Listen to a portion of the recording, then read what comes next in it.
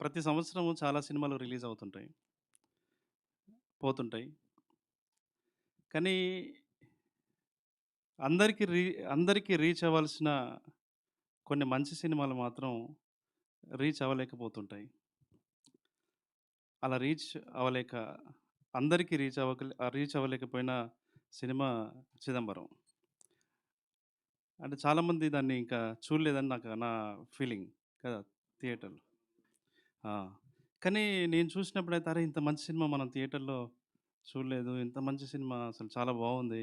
వీళ్ళ ఎఫర్ట్సు క్యారెక్టర్స్ గానీ, ఆ ఊర్లో ఉండే వాతావరణం గానీ, ఎక్స్ట్రార్డినరీ అనిపిచ్చింది. ఇందాక సాయిలు మాట్లాడుతూ మలయాళం సినిమాల గురించి అడ్రెస్ చేశారు గదా!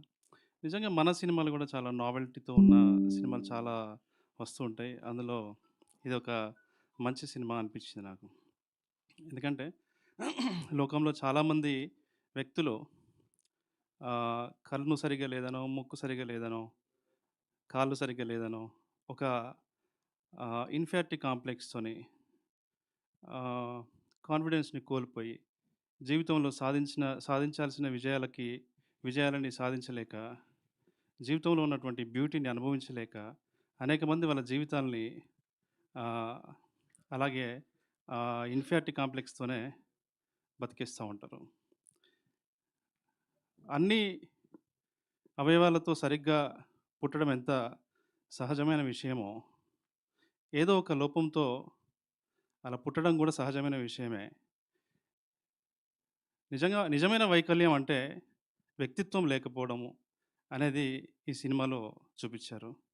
చాలా అద్భుతమైనటువంటి సినిమా ఇది. ఇలాంటి సినిమాని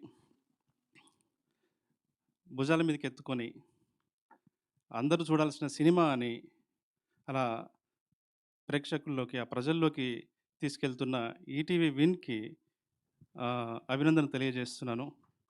ఇలాగే అంటే ఇలాంటి ఫిల్మ్ మేకర్స్‌కి అంటే ఒక సాయిలు గావచ్చు, లేకపోతే ఈ డైరెక్టర్ గావచ్చు, వినయ్ గావచ్చు, లేకపోతే ఒక ఆదిత్య హాసన్ గావచ్చు. ఇలాంటోళ్ళందరికీ ఒక భరోసాని ఈటీవీ విన్ ఇస్తుంది. నిజంగా చెప్పాలంటే చాలా కంటెంట్ ఉన్న సినిమాలకి, కంటెంట్ ఉన్న సినిమాలకి ఒక జన్మ ఇవ్వడానికి ఒక మంత్రసాని పనిచేస్తుంది ఈటీవీ విన్. ఇది ఇలాగే కొనసాగుతుందని వీళ్ళ నుండి అనేకమైనటువంటి మంచి సినిమాలు, మంచి డైరెక్టర్స్ ఇంకా వస్తారని ఆశిస్తున్నాను. సో, ఎస్పెషల్లీ సాయి బ్రోకి, బాపినేని సార్‌కి, నితిన్‌కి అండ్ అందరికి నేను మళ్ళొకసారి ఆహ్, థాంక్స్ చెప్తున్నాను.